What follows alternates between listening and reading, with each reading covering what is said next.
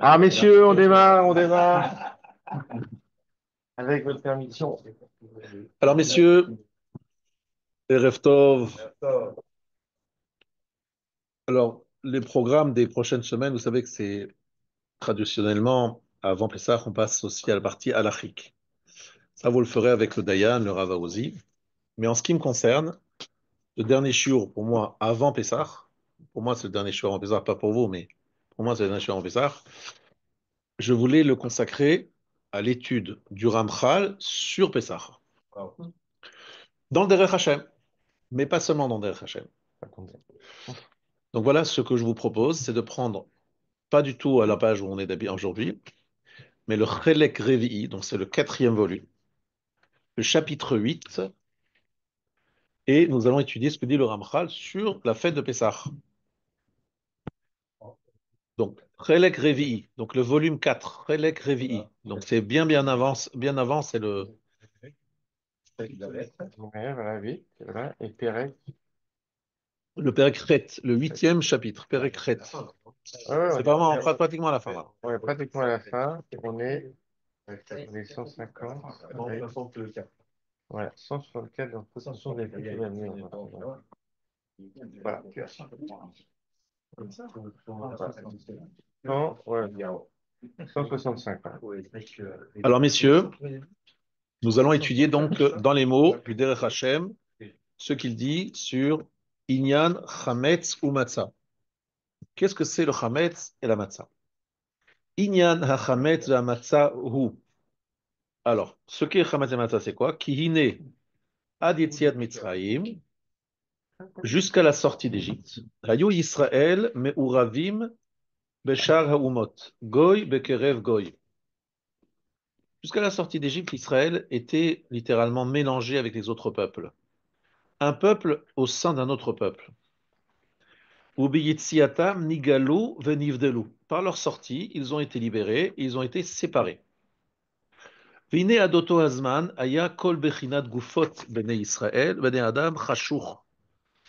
Jusqu'à ce moment-là, les goufotes, littéralement les corps des enfants des bene Adam, des hommes, chashuch étaient obscurs. Bechacher vezohama, dans l'obscurité et le venin, la saleté chez Ayam Gaber Alem, qui prenait le dessus sur eux. Ubitzia nivdelou Israël, en sortant, les Juifs sont séparés. Venizmenu gufotam, litaher ou lehizdamen, la Torah la voda.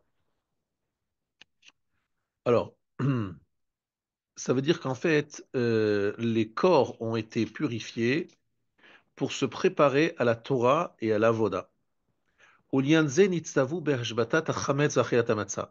C'est pour ça qu'ils ont eu reçu l'ordre de faire disparaître le chametz et de manger la matzah. Alors, je voudrais d'abord expliquer ce que le Rav a dit, le Ramchal, dans ses premières phrases. Alors, pour expliquer aujourd'hui le Ramchal, nous allons utiliser les commentaires du Rav Baum. Le Rav Hillel, il n'a pas encore écrit d'ailleurs sur ce passage parce qu'il est sur la première partie. Il n'a pas encore sorti sur la suite du Derech Hashem. Donc le Rav Baum, c'est un élève du Rav Moshe Shapira, et il nous dit la chose suivante, il nous rappelle quelque chose de très important à noter, que dans le verset c'est écrit Ho anissa Elokim lavo lakachat lo goy mikerev goy. Il y a une notion de hibour. Hibour, ça veut dire un fœtus dans le corps de sa mère. Qu'est-ce que fait le berger? Il sort, bon, on parle du mère d'un animal, le berger rentre sa main et il fait sortir le fœtus, enfin, qui devient un animal, avec sa main, il la sort. Ainsi, Akadosh Baruch Hu est venu prendre le peuple juif, Goy Mikerev Goy. On prenait cette métaphore. Au milieu. Nous étions littéralement entièrement entourés de l'Égypte. Et qu'est-ce qu'il a fait Hachem? Il a entendu sa main et il a pris le peuple juif qui était comme un fœtus dans le corps de sa mère, comme un oubar. Euh, le Galout Mitzrayim, l'exil d'Égypte, est appelé Hibou, c'est comme une femme enceinte. La Yetziat Mitzrayim Nikret Leda, ça s'appelle une naissance, dans Yecheskel chapitre 16. En fait, c'est très important cette image. Elle nous montre le côté incroyable, impressionnant de notre situation spirituelle en Égypte. On était totalement en Égypte, mais Immergé. voilà, immergé, Enseveli. voilà, Ouais. entièrement recouvert par l'Égypte. Parce que vraiment, un fœtus dans le corps de sa mère, c'est vraiment un truc, c'est fort, quoi. Hachem, il a fallu nous arracher. Ce qui explique pourquoi 4 cinquièmes n'ont pas voulu sortir. Et je rappelle chaque année, tout le temps, que la raison pour laquelle nous ne comprenons pas cet engouement de nos frères pour l'Égypte, c'est parce que l'Égypte constitue un grand mystère pour tous les scientifiques et les historiens du monde entier. Et je vais vous expliquer pourquoi. Jamais ça a été aussi clair dans ma tête. Ils ont constaté, les scientifiques, les historiens, c'est que l'écart entre l'Égypte de l'époque antique, avec tous les peuples qui étaient autour, était un écart d'une telle C'était l'écart. amplitude que c'est quelque chose d'unique dans l'histoire. C'est-à-dire que c'est normal que dans toutes les générations, il y ait, dans chaque époque, des peuples plus évolués que d'autres. Mais c'est pas normal qu'il y ait une telle différence entre un peuple extrêmement évolué, tellement évolué qu'aujourd'hui, il y a des choses que les Égyptiens ont réussi à faire que nos scientifiques, avec leurs ordinateurs, n'ont pas réussi à faire. Comme les pyramides. Comme les pyramides. Ils ont déplacé une pyramide. Ah, j'adore donner cette image parce que je l'ai lue dans une revue qui n'a rien à voir avec les rabbins et les barbus. C'est une revue qui est faite par des scientifiques purs et durs qui ont dit on a essayé de déplacer, pas qu'on a essayé, on a déplacé une pyramide pour la reconstruire ailleurs et on s'est rendu compte que il y avait une lucarne et que le soleil éclairait la tête de la momie, représentant évidemment le pharaon de l'époque, exactement le jour de sa naissance ou de sa mort, je ne sais plus, sa mort ou sa naissance. Un jour par an.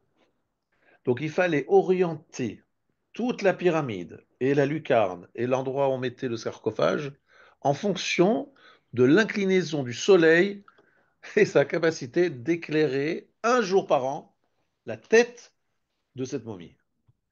Alors on a voulu respecter cette, entre guillemets, cette orientation. Ce cahier des charges. On a utilisé un ordinateur, on a utilisé les technologies modernes et on s'est trompé d'un jour. S'est trompé d'un jour. Mais eux, les Égyptiens, avec ce qu'ils avaient à l'époque, ils ont réussi ce que nous n'avons pas réussi avec nos ordinateurs. Et en fait, il faut se rendre compte que l'avancée technologique, scientifique et tout ce que vous voulez de l'Égypte de l'époque Relative. nous impressionne aujourd'hui encore avec tous nos moyens technologiques d'aujourd'hui. Donc vous imaginez à l'époque, les gens autour, ils devaient dire, mais les Égyptiens, c'est des malades, c'est des monstres, c'est des ovnis, c'est des martiens. Par rapport à leur génération, ils étaient encore à l'âge de, pas de pierre, ils sont encore à la préhistoire, et eux, ils sont déjà dans des situations que, aujourd'hui, en 2000 et quelques, on n'arrive pas à refaire ce qu'ils font. Est-ce que vous comprenez? C'est comme c'est incroyable. En particulier sur l'astrologie. Et il y a l'astrologie, c'est des choses qu'on voit extrêmement de façon très claire. Les astrologues, ils disent à Pharaon, vous savez, monsieur Pharaon, aujourd'hui va naître ou est né déjà le sauveur d'Israël. Comment vous arrivez à savoir qu'aujourd'hui est né le sauveur d'Israël? Nous le voyons dans les astres. Maintenant, vous vivez dans ce monde-là. Vous vous dites, mais je suis dans le pays le plus extraordinaire qui n'a jamais eu lieu. Et c'est vrai. Et qui peut-être n'existera plus jamais dans son avancée par rapport à son époque. Donc vous êtes là-bas, vous vous dites, mais je suis au top. Et qu'est-ce qu'on me propose? Il y a un monsieur de 80 ans qui débarque, qui s'appelle Moïse, et parce qu'il transforme un bâton en serpent, ce qui est vraiment la chose la plus facile à faire dans ce pays d'Égypte, et qui bégaye, il va me dire, quel est le programme, monsieur? Dans le désert. Eh bien, on va dans un désert, on va recevoir la Torah, on va rentrer dans le pays de Canaan, devant avec 31 rois qui sont là, armés, pour nous bloquer les routes. Et moi, j'ai quitté l'endroit où je suis, qui est l'endroit le plus extraordinaire, qui n'existera peut-être jamais dans l'histoire. Et c'est une folie. Vous comprenez ce qu'ils ont fait les 4 cinquièmes, pourquoi ils sont restés en Égypte? Ils étaient comme un fœtus qui prend du corps de sa mère. Le fœtus, il fait partie du corps de sa mère, c'est Ouva Yerimo. On était des Égyptiens, mais à 100% Égyptiens, fiers de l'être. Ils étaient assimilés aussi, parce qu'ils n'étaient pas assimilés. Très assimilés. Mais il n'y a pas des restés entre Sauf, les tribus restant entre elles au niveau du mariage alors, civil. c'est une très bonne question, c'est la question Ils qui avaient est aussi sur la gardé question. leur nom, ils avaient gardé leur Très très tradition. bien. Alors ça, c'est une très bonne question, mais j'ai une très bonne réponse aussi. C'est qu'aujourd'hui, l'Américain, qui est très fier d'être américain. Il peut être très fier d'être américain et revendiquer ses origines portoricaines, ses origines italiennes, ses origines je ne sais quoi, mais il est très américain. Il dit, moi je suis américain, mais je garde mes traditions ancestrales, je vis avec un certain groupe. Ça existe aux États-Unis, c'est ça? Eh bien moi je m'imagine qu'en Égypte, c'était la même chose. On n'a pas changé le nom, on n'a pas changé un, on n'a pas changé ça. D'accord, on a fait quelques efforts, mais on est très fier d'être en Égypte. Est-ce que vous comprenez ce que je dis? C'est qu'en fait, il faut que vous réalisiez que en fait, être en Égypte de l'époque, c'était une grande épreuve de résister à ce gros lot compresseur qu'on appelait l'Égypte ancienne et antique. Et pourtant, ils étaient aussi en esclavage. Donc, ils avaient, Et celui certes, qui connaît la psychologie moderne et ses 4 ans d'esclavage, c'est encore une raison de plus d'être assujetti mentalement à ton, syndrome de Stockholm. ce qu'on appelle le syndrome de Alors, Stockholm. je me suis intéressé à la question, Voilà. c'est discuté, hein, le syndrome de Alors, Stockholm. tu vois toujours des gens qui vont discuter, mais Non, moi non, je non. t'explique ce Non, ça n'a que pas été dit le prouvé. prophète Ah, Yecheskel. Non, d'accord, fais-moi plaisir. d'accord. Étudie Yecheskel, chapitre 16, Be'iyun. Chapitre 16 de Be'iyun, Yecheskel. Tu verras là-bas que très clairement, il décrit la situation des Juifs en Égypte. Donc c'est le prophète Yecheskel. C'est pas monsieur, je ne sais quoi, qui fait de la critique biblique. Le prophète Yecheskel, il t'explique comment les Juifs en Égypte étaient mais ancrés en Égypte, donc quand même conscients de leur origine, conscients qu'ils avaient un nom spécial, tout ce que tu veux, mais quand même très égyptiens, très assimilés. Goy, Mikerev, Goy, un peuple à l'intérieur d'un autre peuple. Et la sortie d'Égypte, c'est la naissance. Donc ça, vous devez absolument... Voilà. Alors, il y a effectivement eu ce Shabbat après-midi une intervention que je voudrais juste rappeler pour vous montrer à quel point c'est magnifique. Ce que je veux dire maintenant, c'est magnifique, c'est pas de moi, c'est le Rav Amram Cohen qui est venu, qui a cité le Rabbi Tzadok HaKohen, Rabbi Tzadok HaKohen, un des grands maîtres de la Chassidoute, qui dit quelque chose de magnifique, et vous allez, je vous demande, de le sortir le soir du Seder. Voilà, je ne vous laisse pas la choix, vous allez l'écouter, l'enregistrer et le transmettre. Le Rabbi Tzadok HaKohen nous fait remarquer qu'il y a 4 vers, ça vous le savez, pas besoin de Rabbi Tzadok HaKohen pour le savoir, mais les 4 vers, c'est pourquoi on prend 4 vers. Non, c'est Il pour chaque, il y a pas les exiles, y les a quatre périodes. 4 les Shodot Shel Geoula, 4 expressions. Allons-y. Galti, j'ai libéré, Geoula, d'accord. Ensuite, Hitzalti, Hitzalti, et Hotseti. Donc, on va traduire. Hitzalti, j'ai sauvé, Hatsala. Hotseti, j'ai fait sortir. Ça fait 3. Et le quatrième. Velakarti, Liliam. Je l'ai pris, vous ai pris en tant que peuple. Donc, tu vois que c'est pas tout à fait le même mode. Jusqu'à présent, je t'ai fait sortir, je t'ai sauvé, je t'ai libéré. Donc, c'est sortir d'Égypte, plutôt de ce côté-là. Et Velakarti, c'est plutôt prendre avec Hachem. Donc, c'est pas le même mode. D'accord, très bien. Il y a une halakha dans le Shulchan Aruch, interdiction formelle de boire un quatrième verre. Est-ce que vous savez, est-ce qu'on a le droit de rajouter sur les arba kosot? Entre le premier et le deuxième, c'est déconseillé, mais autorisé. Entre le deuxième et le troisième, c'est même une très bonne chose, étant pendant le repas, vous voulez faire encore du vin, aucun problème. Entre le troisième et quatrième, assour. Attends. Même chose au niveau des parachiotes. Première paracha, c'est Shkalim. Deuxième paracha, c'est Zachor. La troisième, c'est Para. La quatrième, c'est Achodesh. Interdiction de faire une coupure entre le Shabbat Para et Shabbat Achodesh. Alors qu'il est permis de faire une coupure entre un Shabbat Shkalim, Shabbat Zachor. Quoi, une coupure, c'est qu'il y a un Shabbat où il n'y a rien. Pourquoi ce lien? Eh bien, dire Rabbi Tzadok une chose extraordinaire. Il y a 3 éléments qui nous relient à ce monde qui sont Kin'a, Ta'ava et Kavod. La jalousie, la passion et la recherche des honneurs. Motsiim et ha'adam minaolam vont sortir l'homme du monde. Et j'ai entendu du Rav Gedalia Izman, Zechar Tzadik Livracha, il m'a dit, tu sais ce que ça veut dire, Matsim et Adam in haolam? Quelqu'un qui est jaloux, un vrai jaloux, il n'y a plus de Adam en lui. Tellement ça le prend, cette jalousie, l'habite. Il n'est plus Adam, il n'est plus adamique. C'est devenu une BMA, je ne sais pas ce que tu l'appelleras. C'est un monsieur qui, le terme Adam, qui est noble, ne lui convient plus. Il est plus Adam. La passion, lorsque quelqu'un est pris d'une passion, on sait très bien l'homme ce qu'il peut faire lorsqu'il est pris d'une passion. Par exemple, pour une femme, il est capable de faire des choses complètement folles. Il n'est plus lui, il n'est plus lui-même. Ou quelqu'un, cavote, qui recherche les honneurs. Ces trois choses, lorsqu'elles nous habitent vraiment, elles font sortir la partie adamique de nous.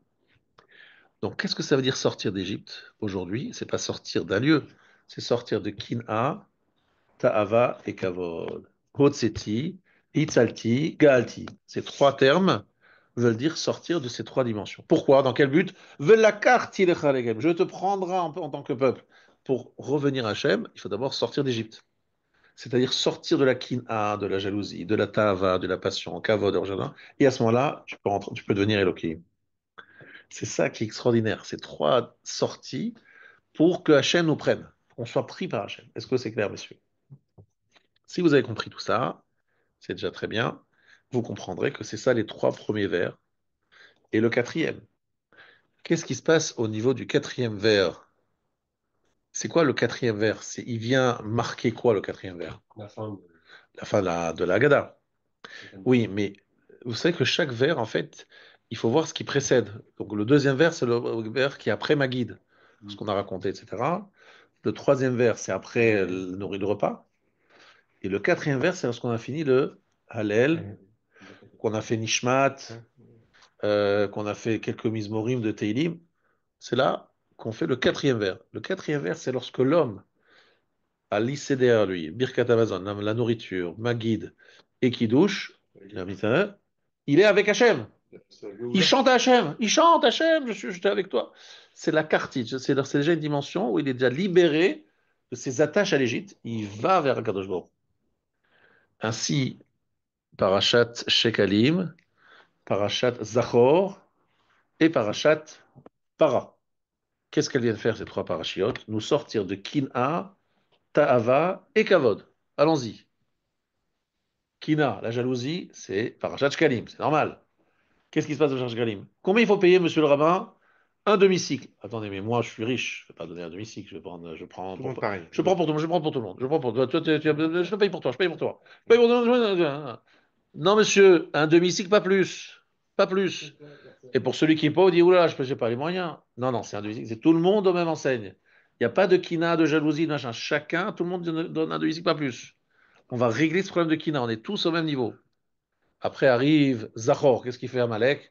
Amalek, lui, c'est lié à la Tava.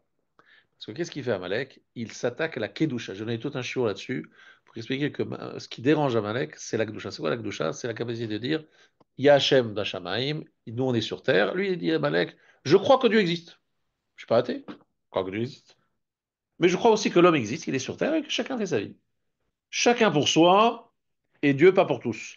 Dieu là-haut et Dieu, nous ici en bas, on fait notre vie. Dieu existe, oui, mais qui nous embête pas, quoi. Il ne nous cache pas les pieds. Qu'est-ce qu'il fait lorsqu'il attaque Israël? Il prend les milotes des Bnei Israël, il les jette, il les coupe et il les jette. Qu'est-ce qu'il veut dire? Il dit, je ne crois pas à votre système, Shamaï, Mérez, ce lien entre le ciel et la terre, la transcendance, du spirituel, matériel. Ça n'existe pas, ça. C'est complètement coupé, il y a pas de lien. Voilà ce que dit Amalek. Il est contre la Gdusha. Il faudrait longuement expliquer pourquoi c'est ça. C'est un grand chiot de Rav Shapira que j'ai donné sur ce sujet. Ensuite, il y a un troisième notion, c'est para, c'est la vache rousse. Et la vache rousse, c'est tout le contraire de la notion de kavod. Qu'est-ce que c'est Efer? On prend de la cendre, de la vache rousse, et on prend de la poussière, et on nous dit, Abraham Avinu a dit, Anochi Efer va Efer, je suis poussière et cendre. Vous savez ce que ça veut dire, je suis poussière et cendre? C'est quelque chose de Vartora, vous ne devez jamais l'oublier, c'est comme ça, je vais vous expliquer. Rien ne repousse. Non, il dit comme ça. Après, Il dit, non, non, pas du tout. Il dit comme ça. Abraham, il dit, je suis Efer, dans quel sens? Efer, c'est quoi? C'est la cendre. C'est-à-dire qu'il y avait quelque chose qui était brûlé. Il dit, tout ce que j'ai fait, je considère que j'ai rien fait. Chaque fois, il dit, bravo, Abraham Avinu, t'as fait ci. Non, c'est rien ce que j'ai fait, c'est rien. Et faire, c'est comme si j'avais rien fait. Et Afar, Afar, c'est la terre, Ok. c'est-à-dire ce qui permet Recréer. de créer l'avenir. Moi, je me projette dans l'avenir. Ce que j'ai fait, j'ai rien fait. Moi, je suis juste en train d'essayer de créer dans l'avenir, de me projeter vers un avenir. Cette dimension de Efer et Afar, c'est pas juste des mots comme ça. C'est en fait d'associer deux ressentis. Ce que j'ai fait, je considère que j'ai rien fait. Et ma seule préoccupation, c'est pas de dire ah je suis fier, j'ai fait ci, j'ai fait ça. Non non, c'est pas ça que tu es en train de faire. Quelque Mais chose qu'est-ce que je vais faire demain? Et comment je vais qu'est-ce que je vais produire demain? C'est la seule question. Ce que j'ai fait hier, c'est j'ai oublié. Afar va faire. Ça c'est la dimension de la Hanava, l'humilité, le contraire de celui qui cherche le kavod. Lui, celui qui cherche le kavod, il se rappelle de tout ce qu'il a fait, comme il est extraordinaire, c'est un monsieur incroyable, mais il est dans cette valorisation permanente de tout ce qu'il a fait. Le contraire de FR, de para. Et ça, c'est la seule et une bonne façon de faire, c'est vous allez en contact avec la mort et qu'on voit le monsieur descendre sous la terre dans une caisse. Franchement, quelqu'un qui réfléchit un petit peu, et lorsqu'il y a un petit enterrement, il se dit, bon, finalement, on va finir dans une caisse, on va se calmer un petit peu. Dans cette caisse, ça change rien. Je suis riche, je suis pauvre, c'est toujours la même terre et les mêmes petits asticots qui vont me bouffer. Donc, franchement, il n'y a pas une grande différence. Je suis riche ou pauvre. Alors, est-ce que le cercueil sera en chaîne massive ou il sera en petit en copeaux, formica. en formica? C'est pas ça qui va changer grand-chose. En tout cas, la notion de Efer Rafar, c'est la notion de la Hanava, de la recherche du Kavod. Donc, vous avez compris, Kin'a, Ta'ava et Kavod. Et si on a passé ces trois choses, Chodesh, c'est quoi Chodesh? Qu'est-ce qu'il dit à Kadosh Baruch Hu? Messieurs, je vous accueille. Ah, comment tu vas nous accueillir? Vous avez telle mitzvah, telle mitzvah, telle mitzvah, telle mitzvah. Ce qui nous prend en tant que peuple. C'est quoi nous prendre en tant que peuple? C'est pas juste, voilà, vous êtes mon peuple. C'est qu'est-ce qu'on va faire? Korban Pesach, Brit Mila, Vigdusha Chodesh, bref, c'est la halachot. Il nous dit, je vous accueille en tant que peuple et je vous donne un rôle. Comprenez, c'est ça les trois dimensions et plus la quatrième. Est-ce que c'est clair, messieurs? Ah, ce Dvar Torah, il faut que vous le sortez, c'est obligé, obligé, vous n'avez pas le choix. C'est obligé. C'est un Dvar Torah nifla. C'est pas de moi, c'est Rabbi Sadok Oui, mais Hakohen. pourquoi vous avez dit qu'on ne peut pas rajouter entre la troisième et quatrième? Voilà, très bonne question. Une fois que j'ai fini de sortir d'Égypte, il y a un grand danger.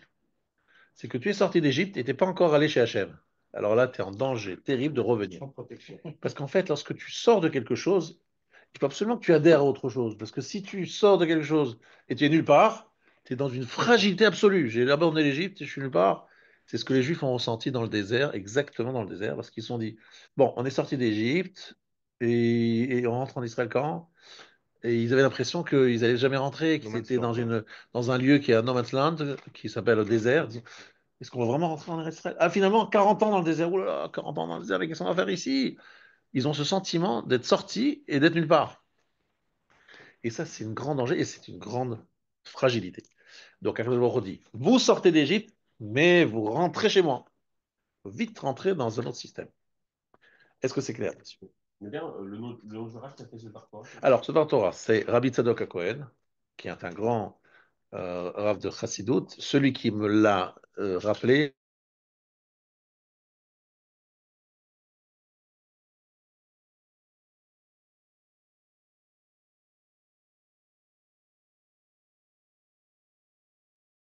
Oh, il est coupé. et il faut expliquer. Là où j'ai un petit peu d'oubli, c'est je ne me rappelle pas exactement, mais je vous dis ce qu'il faut, vous avez comme travail chez vous à la maison. C'est pourquoi le premier vers, c'est Kiddush. Le deuxième vers, c'est Magid. Et le troisième vers, c'est Birkat Amazon. Donc ce qui manque, c'est d'expliquer pourquoi le Kiddush est lié à la Kina. Alors, le deuxième vers, à Tava, j'ai une explication. Et Kavod, Birkat Amazon, j'ai pas d'explication. J'ai une explication sur trois. Quel rapport entre le Kiddush et la notion de Kina? C'est pas clair dans ma tête. Peut-être qu'il a expliqué, j'ai pas bien retenu. Le deuxième du milieu, ça, je sais très bien expliquer parce que j'ai souvent expliqué. La Ta'ava, c'est-à-dire la passion. Pour nous, toute passion, on l'a dit plusieurs fois ici, ne se guérit jamais à travers une frustration. Nous sommes les gens de, sachez que les gens de qualité sont des grands Baalei Ta'ava. Les gens de qualité, les gens qui sont ambitieux, les gens qui se démènent, machin, pourquoi ils ont une grande énergie et ils ont envie de créer, de réaliser, etc.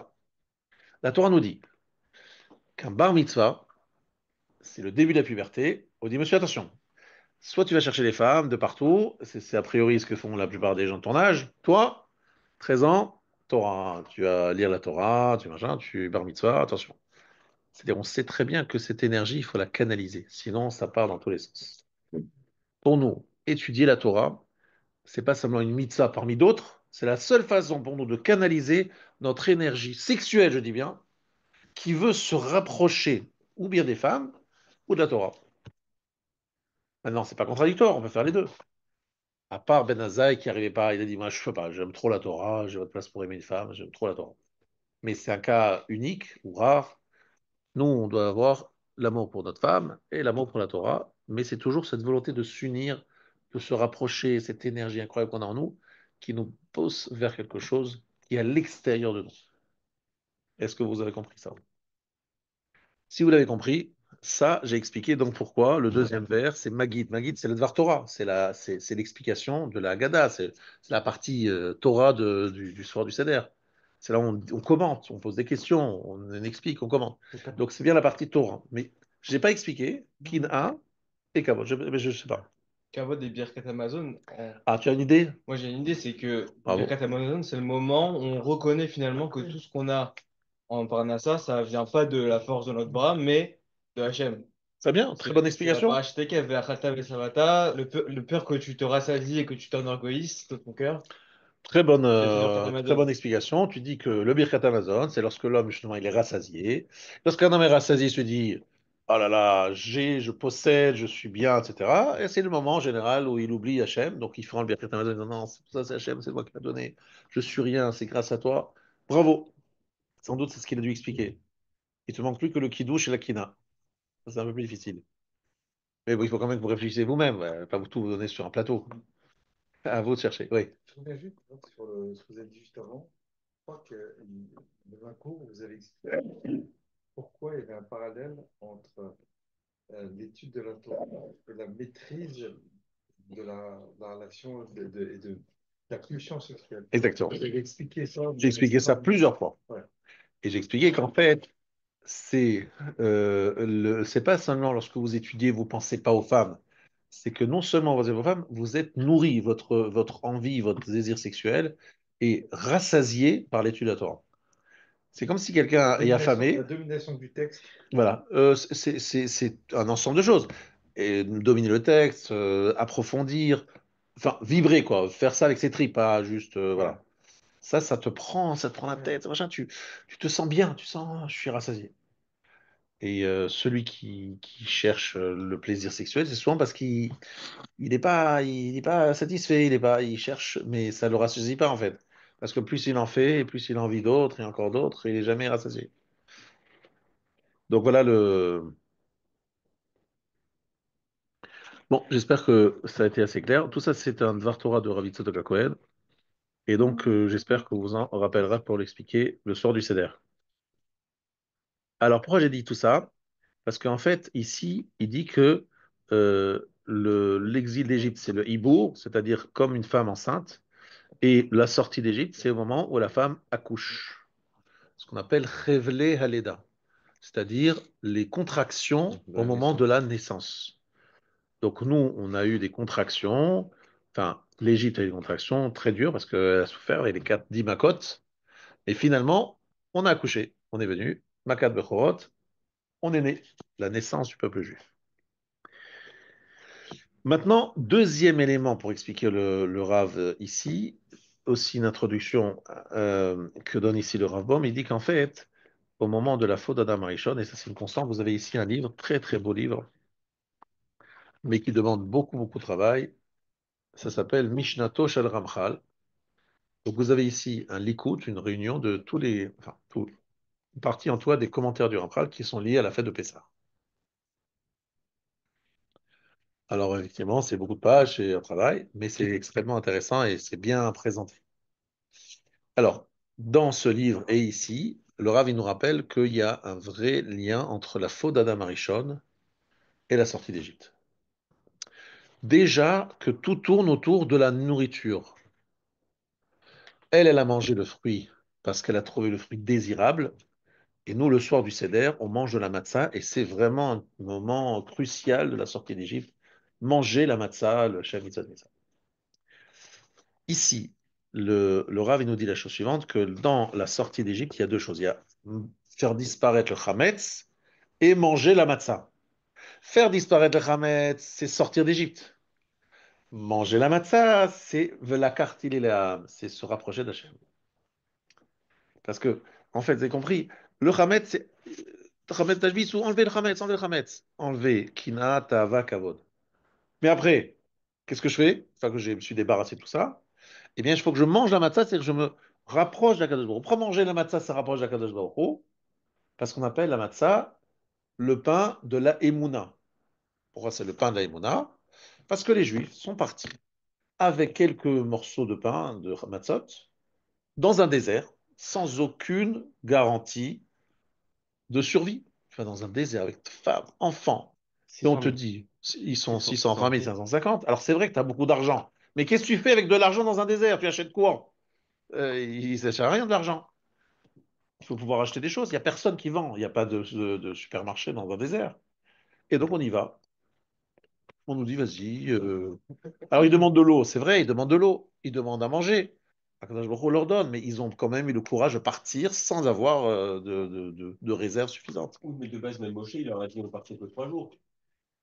Alors, Il a dit à l'Égypte. Non, là, il il a avait dit aussi les ça. Béné Israël, je pense pas qu'il y avait des Béné Israël qui ne le suivaient pas, sinon il y en a qui Alors, voulaient. Enfin, moi, c'est ce que j'ai. très bien. Alors, c'est une très bonne question, une très bonne remarque. Je te réponds. Alors, c'est vrai qu'il a dit plusieurs fois qu'il n'allait faire que 3 jours de tourisme. Le tourisme, on va dire, dans le sens de faire des sacrifices dans le désert. Pourquoi il a dit ça? D'abord, il a dit ça pour Paro, pour essayer de l'amadouer, parce que lui dit on part définitivement, c'était pas possible. Mais c'est aussi par rapport aux Juifs, tu as raison. Les Juifs, ils ont dit bon, c'est que 3 jours, c'est bon. Entre nous, lorsqu'il y a eu Makat Bechorot, ils ont compris que c'était pas que 3 jours, parce que bon. Et même ceux qui ont cru que c'est 3 jours, après 3 jours, ils n'étaient pas loin. Ils pouvaient revenir rapidement. Après 3 jours, ils voient, et on va où là? On repart, on revient. Non, c'est fini, c'est terminé. C'est à ce moment-là qu'ils auraient dû revenir. Non, ils ont continué. Donc c'est à ce moment-là au moins qu'il y a eu la Emouna, tu vois. Il y a un moment, ils ont eu la Emouna. Non, ils sont partis avec de la viande, il y avait du bétail, ils sont partis avec du lait. Alors, Parce que c'est vrai qu'il y avait ça, du il y bétail. avait de la viande et du lait. Seulement, qu'est-ce que fait le bétail sans herbe? Parce Pas longtemps. que on a posé la question. Mais où était l'herbe? Quand ils ont traversé la mer, il y avait un peu d'air. D'accord. Bon, Mais ça n'a pas duré longtemps. Mais vous avez où de l'herbe et de la nourriture pour les animaux? Bon, ils ont eu la manne assez rapidement quand même. Oui, mais il faut bien comprendre que lorsqu'ils sont partis et que c'est quelques jours d'incertitude, il y en a eu quand même, ils savaient vraiment pas comment C'est ils vrai que allaient se nourrir. c'est pas un lieu de vacances. On choisit pas un lieu de vacances si on sait qu'on n'a rien à manger. C'est bon. Non, mais même les animaux, ils vont pas survivre s'ils n'ont pas de quoi manger. Donc vous allez dans l'inconnu. C'est bon. Et on peut pas amener tellement de réserves pour autant d'animaux et d'hommes et de femmes et d'enfants. Ça fait des millions de personnes, plus les millions d'animaux. Enfin, vous imaginez ce que ça veut dire comme quantité? Il n'y a rien par rapport à ça. C'est zéro. Et l'eau? Mais l'eau, c'est vital. Et où est l'eau? Ah, on savait qu'il y avait le bear minyan, non? Il est venu après. Non, oui, vous voyez, cette confiance, c'est incroyable, on se rend pas compte. La matzah, c'est rappeler la confiance des Juifs. On leur a dit, messieurs, on part vite. Préparez-vous. Mais on part. Mais vous rigolez, ça fait 9 macotes, ça n'a pas marché. Vous croyez vraiment qu'il va nous laisser passer, Paro? Oui, oui, on croit parce que Hachem, il a dit à Moshe, et Moshe nous l'a dit, à minuit, il y aura Makat Bechorot et vous serez dehors. Et ça fait 210 ans qu'on est là, et on nous dit, on nous a promis, machin, on est toujours là. Et on prépare des matins en disant, mais si, faites vite parce que maintenant, ça y est, on s'en va. Pour avoir une très grande émouna. C'est beaucoup plus que vous imaginez, parce qu'en fait, nous, on ne vit pas leur réalité à eux. On vit l'histoire qui s'est passée. Ouais, ouais. Mais ceux qui vivent en plein dans l'histoire, ils ont une autre façon de ressentir les choses. On a beaucoup de mal, nous, à rentrer dans leur ressenti. Il faut bien comprendre ça. Et donc le bétail, comment il a survécu? Alors, je pense que la manne, mais c'est ce que je me rappelle de très, très, très, très longtemps, c'est que la manne, lorsqu'elle commençait à se liquéfier, parce qu'il y avait une partie que tu prenais, mais une partie qui se liquéfiait, et les animaux prenaient cette manne liquéfiée qui les nourrissait énormément. Donc c'est aussi la manne, quoi, en deux mots. Sous une autre forme, tu vois. Et donc pour te dire, il fallait quand même avoir une sacrée moine. Franchement, une sacrée moine. Zachar tilach Chesed nouraïr ahavat klotaïr. Je me rappelle, je me souviens de la générosité de ta jeunesse, l'amour de notre fiançailles. Voilà ce qu'il dit à Kadosh Baruch Hu. Je me rappelle de cet amour et de cette confiance. On peut faire un parallèle Raph, sur cette méfiance qu'il peut y avoir en Israël avec pour garder les 4-5, que les 4-5e restent Ouais, là-bas. Est-ce qu'on peut faire ce même parallèle avec la venue Mashiach? Demain, on nous dit Mashiach est arrivé. Ouais. Ah ouais, on va Est-ce qu'il y l'avoir. aura 4-5e des gens qui diront on a entendu des nerfs, Sous les arbres, on l'a eu aussi. Alors, est-ce que le Mashiach, tout le monde y croira d'emblée au départ? C'est pas sûr. Je ne peux pas répondre certitude. Est-ce que tout le monde le croira au départ? Je vois juste que Moshe Rabbeinu déjà il disait ils vont pas me croire. Donc même Moshe le Mashiach, il disait on va pas me croire. Est-ce que nous croirons tout de suite à l'venue Mashiach? Je sais jusqu'à l'époque de Shabbatai Tzvi, il y a eu des gens qui ont cru, il y a des gens qui ont douté et ils avaient raison parce que c'était vraiment pas un vrai Mashiach. Est-ce qu'à la fin des temps on va douter? A priori, oui. Et à un moment, il va falloir qu'il amène des preuves. Et il va amener des preuves qu'il est le Mashiach à travers différentes actions. Mais effectivement, on peut imaginer qu'il y ait des doutes sur ça. Mais on va dire que ce qui va se passer à l'époque messianique est très différent de ce qui s'est passé à l'époque de Moshe Rabbeinu. C'est qu'il va y avoir une grande guerre de Gog et Magog contre le Mashiach. Le Mashiach il va arriver. Ça va être la guerre de Gog et Magog, c'est la guerre mondiale. Vous êtes dans le date du jour. Ouais. Guerre mondiale, pardon? Vous êtes dans le date du jour. Oui, c'est la date du jour, c'est la date du jour, ouais. C'est la date du jour, ouais. Effectivement. Et cette guerre de Gog et Magog, et à ce moment-là, on se dira, mais attendez, c'est mort, on est mort là. Les Ishmaélites et les Essavis qui vont s'associer, donc Donald Trump avec toute son armée, les Russes, les Arabes de toutes sortes, tous ils vont marcher sur Jérusalem. Dites-moi, on n'a aucune chance, c'est même pas la peine. Et c'est à ce moment-là que le Mashiach montrera sa force, puisqu'il va permettre, justement, à travers des miracles incroyables, qui sont plus grands que ceux d'Égypte, de sauver les Juifs de cette époque de Gog et Magog. Et là, on verra que, oui, bon, il n'y a pas de question, on a compris, c'est lui sans aucun doute. Mais c'est sûr qu'il y a des gens au départ, ils disent, ah, bah, quelle origine il est? Est-ce qu'il est Ashkenaz, Farad? Est-ce qu'il est marocain, tunisien? Est-ce qu'il est marocain du sud, marocain du nord, du centre? Est-ce qu'il est son fils, son père, sa grand-mère, etc. Les gens ont commencé à dire, oh là là, c'est pas possible Oui, que ce soit mais lui. dans le DAF, on dit qu'il met tout le monde d'accord tout de suite. Et voilà. Non, mais il met tout le monde d'accord. Donc, à la rigueur, est-ce qu'on aura ce moment de doute qui nous fera tester notre émona? Là où tu te trompes, c'est que c'est pas écrit dans le DAF qui va mettre tout le monde d'accord tout de suite. Il va mettre tout le monde d'accord, oui. Mais à quel moment, c'est pas clair. Ah, d'accord. Donc, c'est là-dessus où on sera testé sur notre émona. D'accord. Ça s'appelle Morach Vadaïn. Il aura un odorat Ah, ouais. assuré. Mais Ouais, c'est vrai. maintenant, il faut savoir qu'il y a un Rambam qui dit que tout ce qui concerne la venue du Mashiach à la fin des temps, il y a des hypothèses, on n'a pas de certitude sur la façon dont ça va se passer. Non, la date, ils disent que la date est déterminée, mais nous, on ne le sait pas. Hachem, c'est la date, Voilà. c'est ce qu'ils mettent. Mais nous, on ne sait pas. On ne sait pas. Et à part ça, il y a un autre élément, c'est que la façon dont les événements vont se dérouler, même le Rambam dit qu'il n'est pas certain de Oui, ce parce qu'ils qu'il... disent aussi dans aujourd'hui, il y a les 7 étapes, Voilà. et il faut que ça soit dans ces. Aujourd'hui, Voilà. on a connu, on disait, parce qu'on parlait des Yovelot, qu'il y en avait Exactement. plusieurs, on dit non, non, il faut que ça soit exactement dans cette série, Dans la cette première série-là. année, la deuxième année, Ouais, ouais. la famille, ensuite la suffisance, et la troisième année. Voilà, exactement. Donc il y aura une incertitude. Bon, on revient à notre sujet.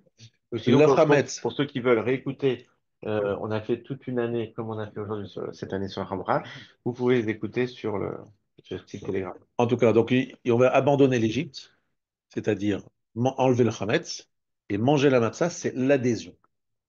Pareil, c'est même. Comme ils ont adhéré à l'époque en montrant leur confiance. Vous comprenez, c'est ça la notion de matzah, c'est adhésion. Oui. C'est un peu les mêmes trois. Il y a aussi trois étapes quand on sort aussi.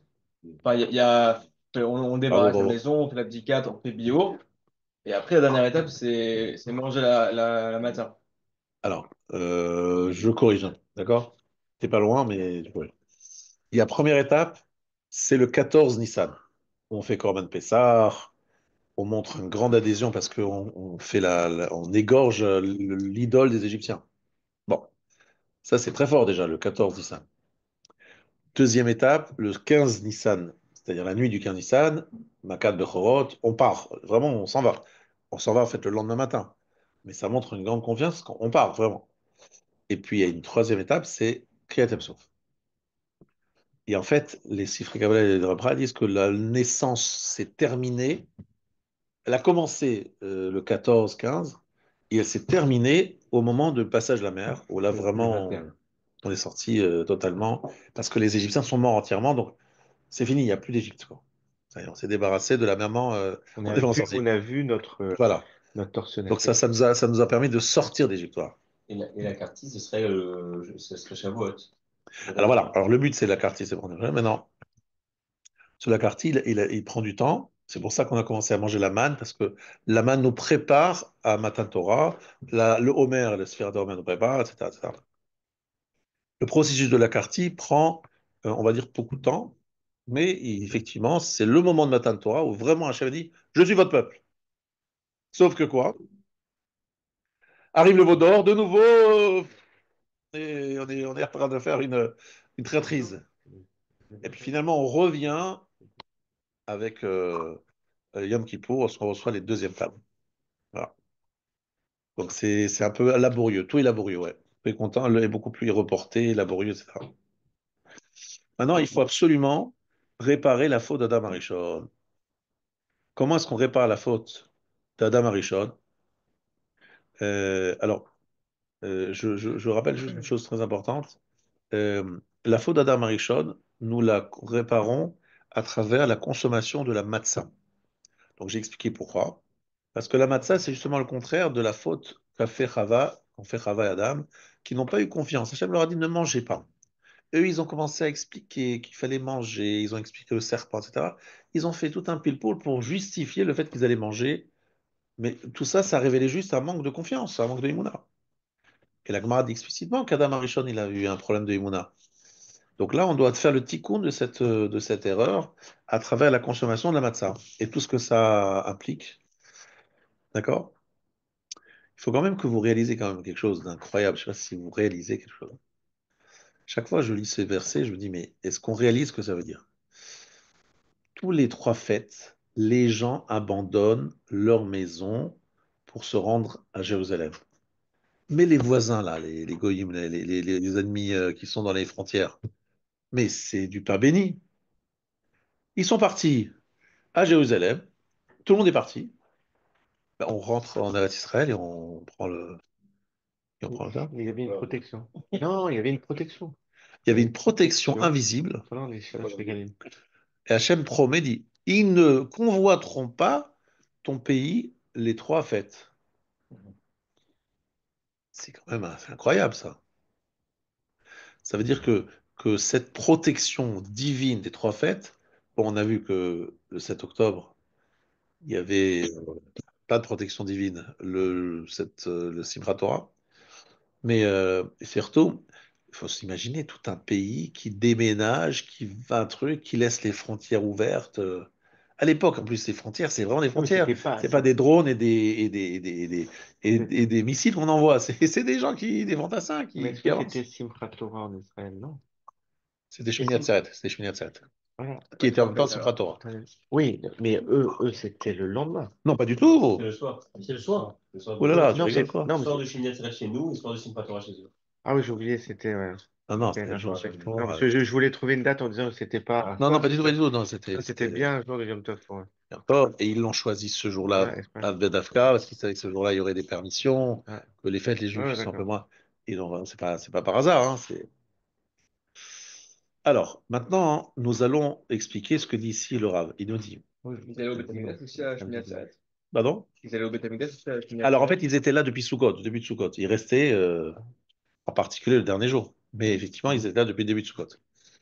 Donc, il dit qu'ici, le gouf, il est chashour bechoshech v'zohama.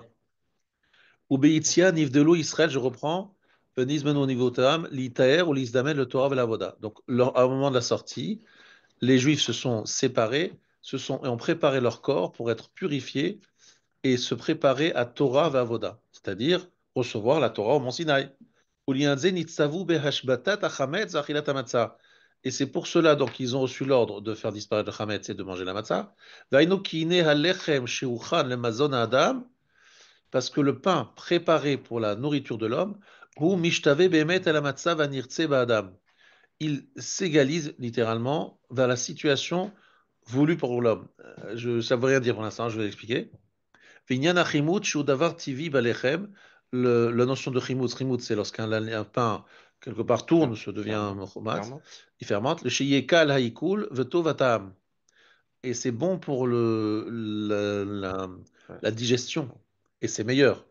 Inegam ou nimshar lefi achok haroui ba'adam, shegam ou tsarir sheyebo yetzera vehanetiya chomrit. Il suit l'ordre qui convient à l'homme, qui est d'avoir un Yetzirah et d'avoir une attirance vers la matérialité. Alors, c'est très intéressant le lien qu'il fait entre le pain et l'homme. Le pain a été préparé parce qu'il est là pour nourrir l'homme et il correspond exactement à la situation voulue, idéale pour l'homme. C'est-à-dire, ça veut dire que on sait que le pain, si tu le laisses comme ça, il fermente, n'est-ce pas? C'est naturel. Et l'homme aussi, si l'homme se laisse aller avec son Yetzirah, Il tend vers le mal. il fermente aussi. En fait, quelque part, il tourne mal, quoi, en deux mots. D'accord? Omnam lizman meyuchad v'shoar utzru Israël imana min hachametz. Pendant un temps limité, mesuré, les Juifs ont l'obligation de s'empêcher de manger du chametz. Velizon mi matzah, donc se nourrir de la matzah, liot mema'atim be'atzmam koach ha'yetzerara v'anetiya chomrit. Diminuer la force du Yetzirah et la tension, le penchant vers la matérialité, Veigbir be'atzmam et karvut al ruchaniyut, et renforcer chez eux le fait de se rapprocher de la spiritualité. Voulam sheyazun ukar tamid yefsha, se nourrir comme ça toujours, c'est pas possible. Kenze anirtze ba'olam hazeh, c'est pas ce qui est voulu dans ce monde. Achayamim ha'meshuarim leze, raou sheishmeru ze ha'inyan shel yedeze yamdu memadriga ruya lehem. Mais par contre, ces jours-là, qui ont été évalués, mesurés pour cela, il convient qu'ils respectent ces règles et qu'ils soient à cette madriga. Veine ze ikar inyano shel Chag HaMatzot. C'est le principal sens de Chag HaMatzot. Veshar mitzvot halayla harishona, kulam inyanim pratim makbelim li prate hageulah. Toutes les autres mitzvot de cette première nuit sont des sujets de détail, mais qui correspondent aux détails de cette Géoula. Écoutez bien, quelque chose d'extraordinaire, quelque chose d'extraordinaire, mais je ne pense pas que vous l'avez compris parce que j'ai tout simplement pas expliqué, j'ai juste lu et traduit. Mais il dit quelque chose d'incroyable. Il te dit qu'en fait, le problème qu'on a avec le Pessah, c'est qu'on nous dit ne mange pas le Hametz. Mais le Hametz, toute l'année, c'est cachère. Arrive Pessah, tout d'un coup, ah, attention, Hametz, c'est terrible. Machin. Mais c'est cachère ou c'est pas cachère? Tous les autres aliments non cachères, ils sont non cachères toute l'année. Tout d'un coup, là, ça devient. Attention, là, pendant cette période, c'est pas cachère. Et après, bah, c'est cachère. Mais qu'est-ce qui a changé? C'est bon, c'est pas bon. Et il dit, c'est le Rav quelque chose d'incroyable. Il dit qu'en fait, Hachem n'a jamais voulu que l'homme n'ait pas en lui le Yetzirah, l'Antiya Chomrit. Quelque part, manger la matzah, c'est se mettre dans une situation inhabituelle, hors circuit, métaphysique, hors de la nature. Et Hachem ne veut pas de ça. Il ne veut pas que l'homme se mette dans cette situation. Sinon, ben vous savez ce que je ferais, moi, en tant que rabbin, je ne devrais pas être marié, je devrais manger pratiquement rien. Ça, malheureusement, c'est pas le cas. Et à chaque fois, une mitzvah, mangez, monsieur le rabbin, faites une bracha, les nishmat. S'il vous plaît, mariage, s'il vous plaît, manger, c'est un mitzvah, Soudat mitzvah. Ah, Brit Mila, Soudat mitzvah. Pidyon Abed, Soudat mitzvah. Il y a toujours une mitzvah à faire avec de la nourriture. Tous les jours. Tous les jours et plusieurs fois par jour, grâce à Dieu. Et manger ci, et manger pour ça. Il y a toujours une raison pour faire la bracha et la mitzvah et tout ce que vous voulez. Vous dites, ben, c'est bizarre comme peuple. On nous dit manger, manger, manger. Mais c'est quoi? C'est la nourriture, c'est de la matérialité. Donc, le rabbin, au lieu d'être vivre seul, un célibataire, s'interdire toute nourriture, de manger le minimum, à la baba salée, quoi, en fait, finalement. Ben, finalement, à part des babas salés qui sont des gens hors normes et qui ne sont pas du tout le classique, ben, finalement, les gens, ils mangent le Shem Shomaim, mais ils mangent. Donc, qu'est-ce qui se passe? Ça veut dire qu'Akadosh Baruch Hu a dit, je ne veux pas que vous mangez la matzah tous les jours. Vous ne voulez pas que vous mangez la matzah toute l'année. Je veux que pendant Pessah et que à ce moment-là, le chametz est interdit. Pourtant, le chametz, qu'est-ce qu'il explique le Rav? Lorsque la pâte, elle tourne, ça donne un bon goût. Et c'est plus facile à digérer. Franchement, la matzah, des fois, ça pose des petits problèmes aux toilettes. On va pas dire les choses comme elles sont. C'est quand même plus facile à digérer lorsque c'est avec de la levure, que ça a bien, voilà, et c'est très bon. C'est meilleur, quoi. On va dire les choses comme elles sont. Donc ça veut dire que l'être humain aussi, c'est meilleur lorsqu'il y a des choses à manger, lorsqu'il y a une femme, lorsqu'il y a des belles choses, lorsqu'il y a le olamazé, c'est plus beau, c'est meilleur, c'est plus digeste. Franchement, on est bien, non? Donc on compare le chametz à notre vie quotidienne. Nous tous, on a tous envie de manger ce monde cachère, mais Hachem dit, écoutez, toute l'année, mangez le chametz. Mais pendant 7 jours, 8 jours, en Chutz 8 jours, en Israël 7 jours, stop, ça y est, interdit. Pourquoi? Parce que comme c'est pas possible de vivre ça tout le temps, mais il faut quand même qu'il y ait quelques jours où on fasse attention à ça. Et pourquoi ces quelques jours? Parce que ces quelques jours, Hachem, il nous dit, c'est des jours de la carte, il est là. Je suis en train de vous prendre comme peuple et de vous sortir d'Égypte. Et que l'être humain, il a besoin, pour s'en un certain moment, de prendre une sorte de sas ou de moment de quarantaine, on appellera ça comme la quarantaine. Pendant ces 7 jours, il s'interdit le chametz. Pourquoi? Pour reprendre après le chametz sans danger. Parce qu'en ayant compris le danger du Hametz, en ayant compris la dimension de la matzah, lorsque je prends après le Hametz, je le prends différemment. Je le prends avec modération, avec intelligence. Vous voyez ce qu'on dit? C'est une sorte d'apprentissage, puisque c'est l'anniversaire de la naissance du peuple juif, c'est notre naissance. Donc c'est important qu'au début, on apprenne à bien prendre des bonnes habitudes, même si après on sait qu'on va voilà, outrepasser, mais on a compris le sens des choses. Donc c'est ça qu'il dit le Rav. Il dit, le but n'était pas qu'on s'interdise le Hametz toute l'année. C'est pas ça le but. Parce que le but n'est pas que tu n'aies pas du Yetzara. Le but, c'est que tu prennes ton Yetzara et que tu fasses quoi? Eh bien, effectivement, tu fasses ce que représente la notion de la matzah. Qu'est-ce que représente la matzah en dehors de tout ça? C'est ce qu'on appelle la zrizout et la zehirut. J'explique. Le zèle et la vigilance. Pour faire une matzah, il faut avoir ces deux qualités. Très vigilant, bah, au Hametz, évidemment, que ça ne devienne pas Hametz. Et très zariz, c'est-à-dire zélé, pour pas que le temps passe, parce que si le temps passe, ça devient Hametz. Donc soit ça devient Hametz parce qu'on a laissé la pâte, soit ça devient Hametz parce qu'on n'a pas été vigilant. Moi, j'ai fait des matzot. Qu'est-ce qui est très marquant?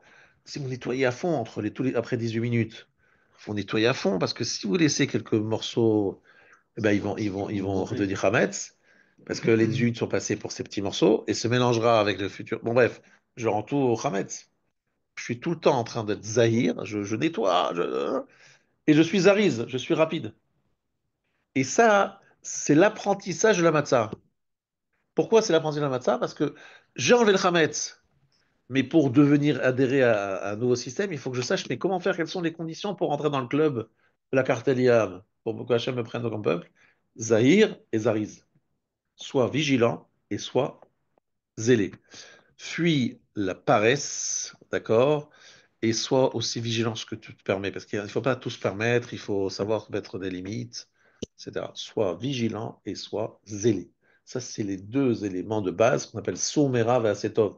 Fais le bien et fais-le vite, fais-le vite et bien, fais-le avec zèle, éloigne-toi du mal. Ce sont les deux éléments qu'on va faire. Zahir et Zariz. Et on apprend ça dans la matzah, en enlevant le chametz et en poursuivant la matzah. Ça, c'est extraordinaire. Si vous comprenez bien ça, vous avez compris le sod de Pessah. Le sod de Pessah, c'est de dire le Yetzirah, il est bien toute l'année. À Pessah, il doit être chassé complètement. Mais pourquoi il doit être chassé complètement? Parce que c'est le commencement et que ce commencement doit être parfait. Pour que ce commencement soit parfait, on met l'homme dans une certaine orbite. Une fois qu'il est dans cette orbite, on est tranquille. Donc je traduis ça dans des mots très simples. Lorsque vous arrivera le soir du Seder, vous direz Man, Ishtana, Laila, Zé. Qu'est-ce qui est différent entre cette nuit et les autres jours? Et vous allez remarquer que le principal moment de Pessah, c'est la nuit. Alors que toutes les autres fêtes, c'est le jour qui est principal. Et la nuit devient comme un jour. On est la nuit, on mange, les enfants sont réveillés, on pose des questions, on est là en train de faire. Mais c'est le moment d'aller dormir, va dormir. Non, c'est la nuit qui est devenue comme un jour. Une nuit qui est devenu jour. C'est quoi le symbole de la nuit qui devient jour? C'est que la nuit, c'est Mekabel, c'est la jour où on intègre, on se calme, on se pose. On fait même Et le le Hallel. jour, c'est le jour où on agit. On fait même le Or, Hallel. cette nuit-là, on dit le Hallel, Hallel, cette nuit-là, on a les maximums de mitzvot, Ouais. cette nuit-là, on agit, on fait, et quelque part, là, le jour, en beaucoup moins. Ça veut dire qu'on a transformé un jour qui était un jour d'inaction, de passivité, en un jour d'action. Et ça, c'est le sod d'après le Gaon de Vina, du commencement de la Haggadah. Man ishtana halayla hazé. Hazé? Azot? Non. Halayla hazé. La nuit est devenue masculine. Parce que cette nuit, qui normalement est une féminine, dans le sens passif et qui reçoit, elle est devenue active. Et ça, c'est la différence Vous avez compris? C'est ça, Pessah. Pessah, c'est en fait expliquer à l'homme que même les parties, entre guillemets, toi, tu dois aujourd'hui te prendre en main, tu dois utiliser même la partie féminine et obscure, tu dois la transformer, la transcender et la rendre matzah. D'accord?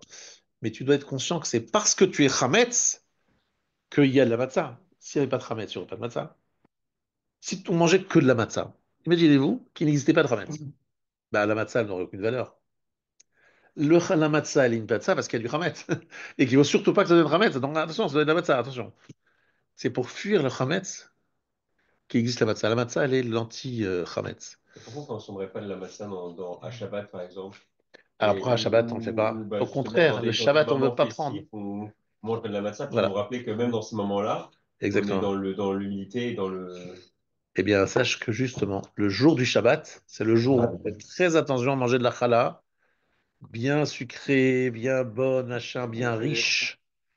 C'est exactement le contraire. On n'est pas en train de se. Parce que le Shabbat, c'est écrit on est que Shabbat. Il faut que le Shabbat, ça, c'est un jour de plaisir, de délectation, etc. Mais une délectation, le Shem Shamaim. Et ça rejoint ce que je dis ici. On a besoin de temps, 7 jours, pour se préparer à vivre toute l'année avec le Hametz. Le Hametz ne soit non seulement pas un problème, mais qu'il soit un plus. Et là, écoutez bien ce que je vous ai dit depuis le début. C'est écrit Ve'avta et Hashem Elokecha bechol levavcha. Tu aimeras Hashem ton Dieu avec tout ton cœur. Et nos sages nous disent, même avec le Yetzirah, il faut inviter le Yetzirah, il faut mettre le Yetzirah dans la boucle. Donc, par exemple, ici ce soir, on a des verres, on a un petit peu à manger. Si on dit, bon, j'ai pas très envie de venir au show, bon, je viens on va faire un petit kiff, un petit machin, un petit truc, quelque part, on dit au Yetzirah, viens aussi, tu viens là, mais tu nous aides à étudier, tu nous dis, ne nous embête pas, je te laisse un petit peu de quoi faire, vas-y, prends un petit boisson, un petit comme ça, un petit bonbon, un petit machin, calme-toi, ça y est, t'as part aussi. Ouais, c'est un Yetzirah qu'on achète avec pas grand-chose, oui.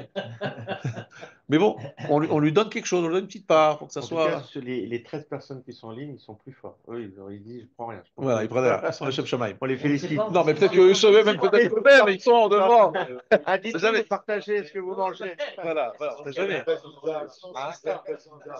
Ah oui, ils vont réagir. N'hésitez pas peur, ils sont là. Pensez à nous, Michael. Voilà. Voilà. Ah, mais ils sont là, ils sont là, ils sont là. Ils sont là, ils sont présents, de loin, mais ils sont là. Voilà. Alors, Botaï, c'est ça qu'il faut que vous compreniez. C'est que en mangeant pendant cette période de Pessah où il faut sortir d'Égypte, il faut la naissance, etc., c'est une façon de se dire, maintenant qu'on est en train de naître, etc., on est à une dimension supérieure toute l'année et inférieure. Supérieure parce que je ne mange pas de chametz, mais inférieure parce que je ne suis pas capable de manger le chametz. Le chametz, à ce moment-là, il est dangereux, il n'est pas bon. Parce que j'ai besoin, à ce moment-là, de faire des fondations. Et ces fondations, c'est me dire, je dois chasser le chametz, mais non pas le chasser, l'avaler, l'intégrer. Et ce qui est extraordinaire, c'est qu'à Shavuot, qui est vraiment la finalité de Pessah, on va prendre des pains chametz dans le Beth Amikdash, alors que toute l'année, ils sont proscrits. Parce que le jour où tu rentres dans le Beth Amikdash à Shavuot, le pain chametz, tu as finalement réalisé la vraie sortie d'Égypte. Parce que tu as réussi à intégrer le Hametz et faire en sorte qu'il puisse être dans le Saint des Saints, dans le Kodesh à Kodesh, moi dans le Kodesh, dans un endroit super kadosh, ça ne te dérange pas. Mais grâce à quoi je suis arrivé à cette compréhension? Parce que d'abord, je l'ai chassé le Hametz, d'abord, j'ai mangé la matzah, et à ce moment-là, j'ai compris comment, en prenant une distance, je sais comment après le manger. D'où la grande fête de la Mimouna, si respectée par nos frères marocains, C'est qui en généralisé, font. généralisé. Alors, grâce à Dieu, ils nous ont invités à leur fête. Et c'est devenu ce genre de fête. Moi, des fois, je me dis, le serveur, qui depuis 8 jours sert les convives dans, par exemple, un club, je ne sais où, se dit, ils ont mangé pendant 8 jours. Arrive la fin du huitième jour, ils se disent, je vais aller me dormir. À 2 heures du matin, 1 heure du matin, ils sont là en train de manger, encore une fois, leurs pâtes et mais c'est quoi c'est quoi ces gens-là? Ils n'ont pas un estomac, ils en ont plusieurs. Les Juifs, ils ont plusieurs estomacs. Mais en fait, qu'est-ce qu'ils font les Juifs? Maintenant qu'on a bien mangé le sachet et le chametz, bien mangé le matzah, on peut manger le chametz, mais cool. Non seulement il ne nous cause pas de dommages, mais au contraire, nous l'apprivoisons, nous le mettons en même temps que la matzah, il n'y a aucun problème.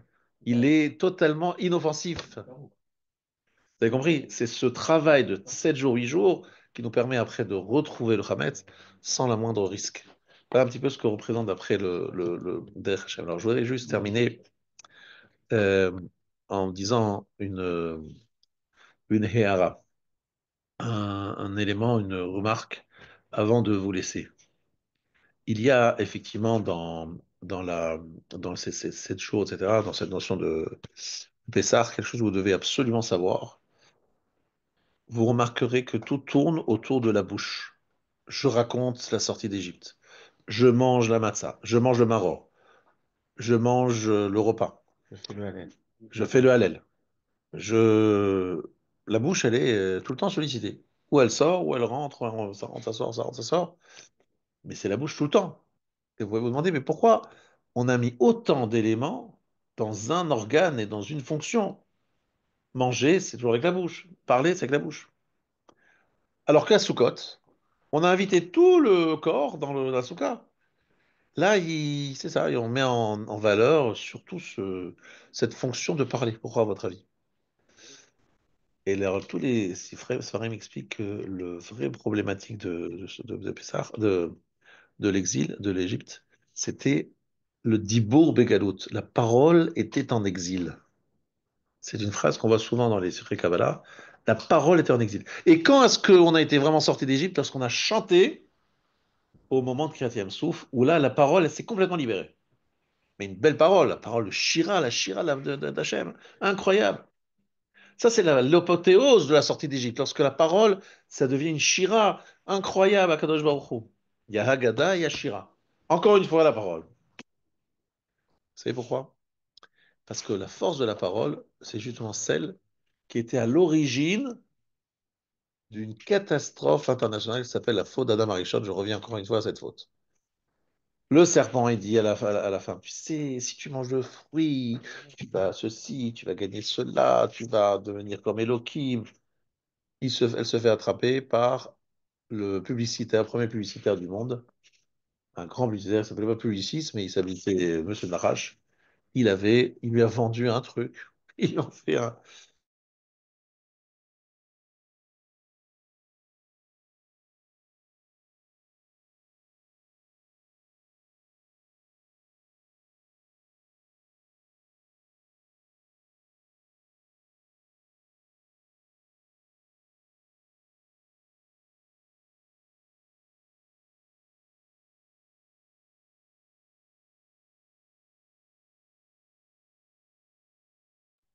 Coupé.